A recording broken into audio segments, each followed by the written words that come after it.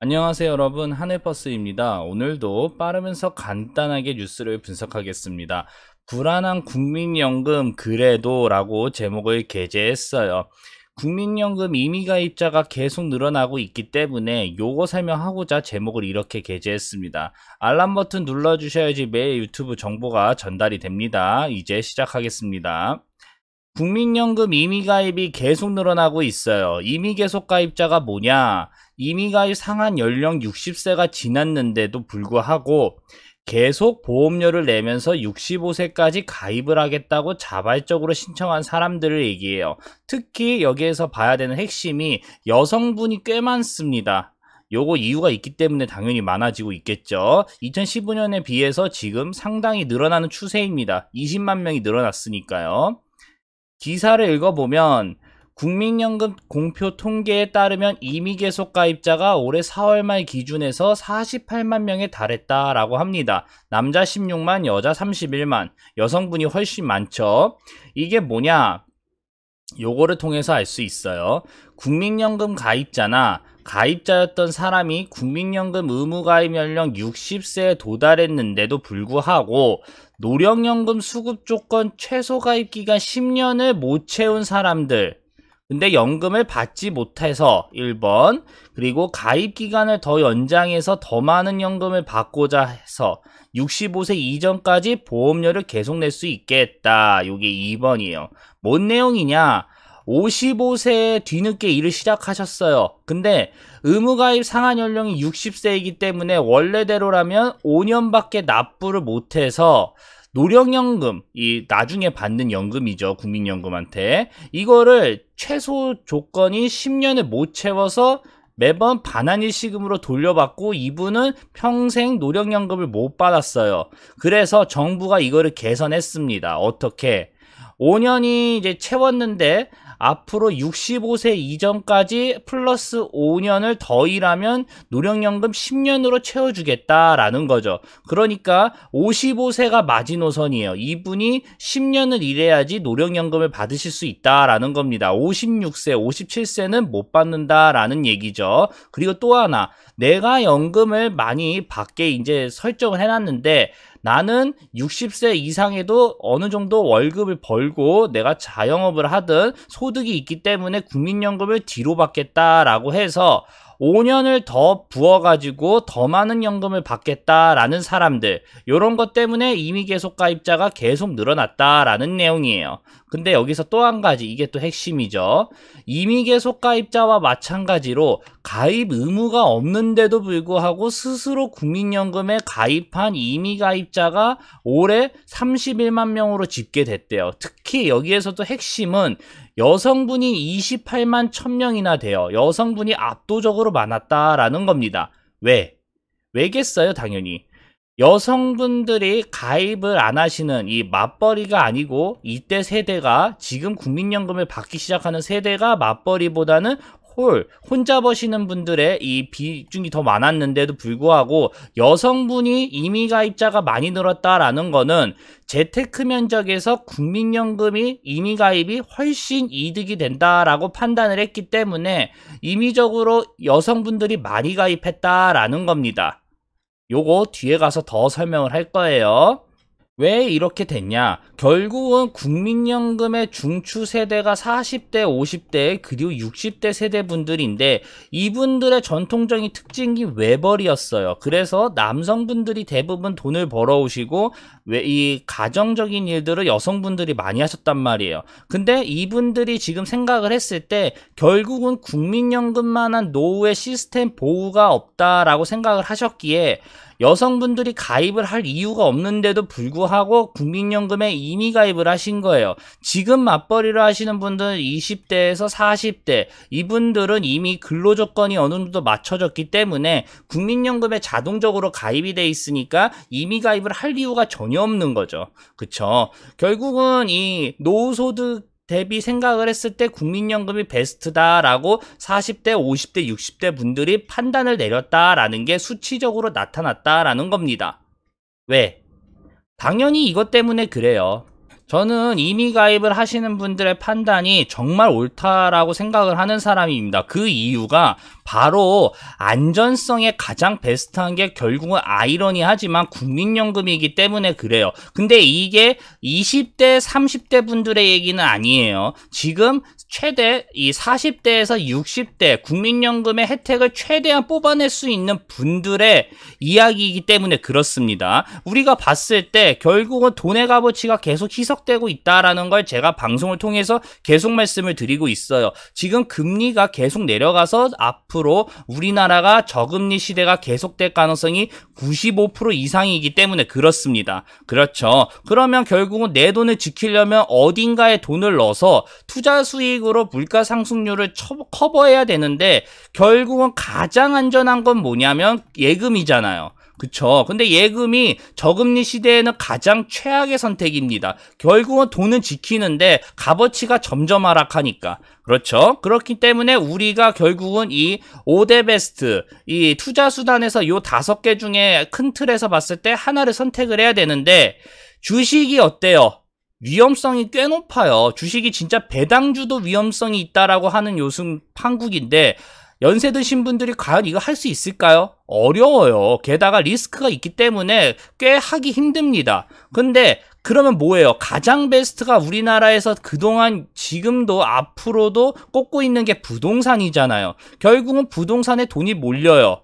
왜? 주거랑 결국은 투자 이 두 마리 토끼를 가장 안전하게 할 수 있다라고 생각을 하고 있기 때문에 그렇습니다. 채권 같은 경우도 소액으로는 진짜 재미를 못 봐요.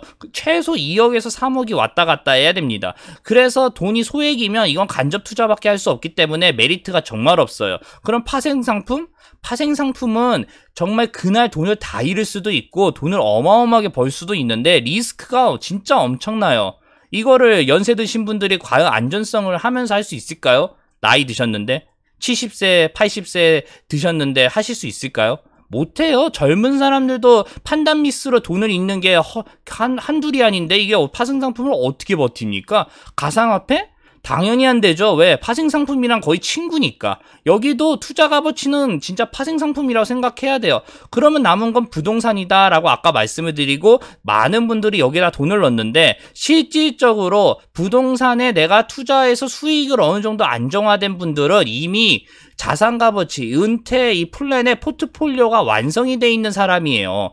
그리고 부동산에 돈이 어느 정도 있는 분들은 애초에 국민연금 임의 가입을 안 하고 아예 그냥 주택연금으로 해서 돈을 받아낼 수도 있단 말입니다. 그러니까 많은 분들이 부동산에 투자를 하는 거예요. 이게 거품인 걸 어느 정도 알면서도 결국은 마땅히 투자할 데가 없어요. 연세 드신 분들이. 그쵸? 근데 부동산에 돈을 투자하려면 어느 정도 돈이 있어야 되는데 국민연금 임의가입자를 하시는 분들 중에 여유가 있는 분들이 보험성으로 하시는 분들도 있지만 아예 여유가 없어서 임의가입으로 내가 노후를 챙기겠다라고 생각하시는 분들도 있단 말이에요. 우리는 거기를 확실하게 파악을 해야 된다라는 거죠. 그래서 임의가입이 계속 늘어난다라는 얘기를 하고 싶어 하는 거예요. 지금 여유 있는 분과 여유 없는 분들이 이 재테크 면적에서 마지막 희망으로 생각을 하는 게 국민연금이다라는 거죠. 이렇게 생각을 할 수밖에 없는 게 젊은 분들은 가끔 그런 얘기를 하실 거예요. 저 같은 경우도 그런 얘기를 해요. 무슨 얘기를 하냐?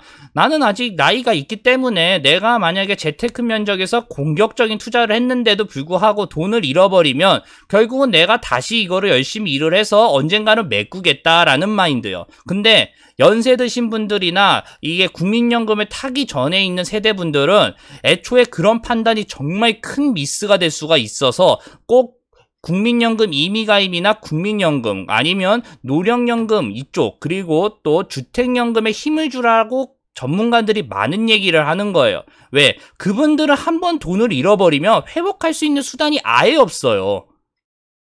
있긴 있죠. 정말 극소수의 확률로. 근데 젊은 분들도 결국은 돈을 다시 회복하는데 어마어마한 시간과 투자를 하는데 연세 드신 분들이 과연 그게 가능할까요? 근로노동도 점점 떨어지고 계시는데. 그러니까 다들 결국은 판단을 했을 때 국민연금이 그나마 베스트라고 생각을 하는 겁니다. 국민연금이 어떻게 봤을 때는 되게 안전해요. 물론 20대, 30대 분들은 정말 믿기 어렵겠지만 연세 드신 분들이나 국민연금을 타기 전에 있는 이 혜택을 보는 세대들한테는 베스트라는 게 국민연금의 포트폴리오가 괜찮습니다. 채권이나 이 안전성에 많은 투자를 하고 있어요. 뭐 노르웨이나 다른 이 글로벌 연기금 같은 경우는 공격적인 투자를 은근 많이 해요. 그만큼 수익률을 뽑아내야 되기 때문에. 캐나다 같은 경우는 결국은 12%나 어마어마하게 뺐잖아요. 근데 이게 보면 대체 투자를 많이 했단 말이에요. 채권이나 이런 안전자산 말고요. 결국은 국민연금은 수익률이 10% 이런 걸 못 넘지만 안정적으로 돈을 벌어내는 구조입니다. 이게 왜 또 중요하냐? 연세 드신 분이 내가 그동안 재테크를 워낙 잘했기 때문에 나는 부동산의 황태자라, 나는 국민연금보다 부동산에 앞으로 돈을 벌겠습니다. 아, 좋죠. 근데 문제는 뭐냐? 워낙 승승장구해서 잘 나가도 한번 삐끗거리면 이 타격이 어마어마하게 온다라는 거예요. 반면에 국민연금 같은 경우는 내가 만약에 국민연금인데 국민연금이 돈을 한 곳에 몰빵 안 해요. 이게 밑에 이 운영자산을 몇십 개를 두면서 여기에서 또 경쟁을 붙인단 말이에요. 이게 분산 투자를 해서 수익 안전 도모를 다 합니다. 이런 상황에서 만약에 국민연금이 주식이 완전히 폭락이 돼서 어느 정도 손실이 왔어요. 정부가 가만히 있을까요? 아니에요. 정부가 혈세를 붓는 한이 있어도 국민연금을 어떻게 살립니다. 왜? 국민연금이 노후를 책임지는데 국민연금 망하면 국민노후를 누가 책임질 거예요? 답이 안 나와요. 근데 개인은 망해도 국가가 책임집니까? 책임 안 져요. 이분은 기초생활수급자로 가셔야 돼요. 그러니까 결국은 연세 드신 분의 여유 있는 분들이 이런 시스템 때문에 국민연금에 돈을 많이 붓는다라는 거예요. 내가 최대한 안전장치로 금이나 이런 안전자산을 넣는 것처럼 내가 혹시나 실수할 걸 대비해서 말이에요. 이런 분들, 그리고 아예 여력이 없는 분들은 내가 이 계산을 해봤을 때 결국은 주식이나 부동산이나 뭐나 다 안 될 가능성이 높으니까 그냥 8만원 한 달 내고 10년 채워서 매달 15만원씩이라도 최대한 안정적으로 뽑아내자라고 생각을 한다라는 거예요. 물론 국민연금의 미래는 답이 없어요. 다들 아시다시피 결국은 우리나라 생산 가능 인구가 계속 떨어지고 있기 때문에 이 저출산이 해결이 아예 안 되면 결국은 뭐 삼성 같은 그룹이 5개가 뭐 갑자기 나오는 거 아닌 이상은 계속 국민연금 사이클이 계속 하락을 할 거예요. 앞으로 돈을 버는 건 뻔한데 나갈 비용은 어마어마하니까. 그래서 젊은 분들은 국민연금에 대해서 회의감이 느껴지는 게 당연한 건데, 우리가 지금 얘기하는 건 연세 드신 분들이나 국민연금 이미 가입, 지금 앞으로 타실 분들, 이게 늘어난다라는 거를 얘기하고 있기 때문에 지금 요 얘기를 꺼내고 있는 거예요. 그러니까 국민연금은 희망이 없는데 이 국민연금 혜택이 있는 분들은 어쨌든 희망이 있는 요런 시스템이다라고 생각을 하시면 된다라는 겁니다. 그쵸? 그래서 오늘 다 얘기했죠. 불안한 국민연금인데 왜 이미 가입자, 연세 드신 분들이 왜 되게 많이 가입을 하고 특히 여성분들이 정말 많이 가입을 하냐? 다 설명을 드렸습니다. 요거 정리하고 내용을 끝낼게요. 결국은 저금리 시대인데 안전하게 돈을 굴릴 데가 없어요. 정부가 왜 저금리를 선택했겠어요? 결국은 돈을 쉽게 써가지고 쉽게 빌려서 시장에 돈을 많이 풀라라는 거예요. 근데 아이러니하게 돈을 굴릴 데가 전혀 없어요. 기업도 돈을 안 쓰고 있죠. 이게 제가 뭐라고 했죠? 결국은 큰 틀에서 봤을 때 유동성의 함정에 결국은 모든 나라가 빠져들어갈 수밖에 없다라는 거예요. 그러니까 어쨌든 우리는 결국은 노후 보장을 하든 뭘 하든 돈을 굴려야 되는데 내 돈이 쓰레기가 되는 것을 방지하기 위해서 말이죠. 결국은 부동산이나 주식이나 채권, 파생상품, 가상화폐 어떤 투자 상품이든 돈을 돌려야 되는데 수익 대비해서 위험성이 매우 높아요.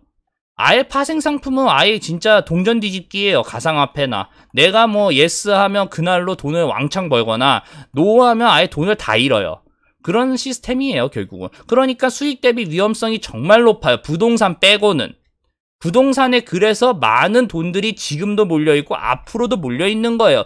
젊은 분들은 이해가 안 되죠. 왜? 부동산에 이 거품인 걸 아는데도 왜 돈을 넣냐? 근데 이미 부동산에 내가 부가 있는 사람이나 부동산을 하나 있는데 자산 값어치가 오른 사람들은 부동산 하나만 게 없어요. 이거 말고 다른 걸 대처해봤자 괜히 다른 데다가 들어갔다가 내가 손해볼 바에 그냥 부동산에 올인하는 사람들도 많단 말이에요. 이거 무너지면 나라 망한다는 거 정말 잘 알고 아예 내가 재테크 면적에서 망하면 주택연금으로 돈 타겠다라는 마인드니까.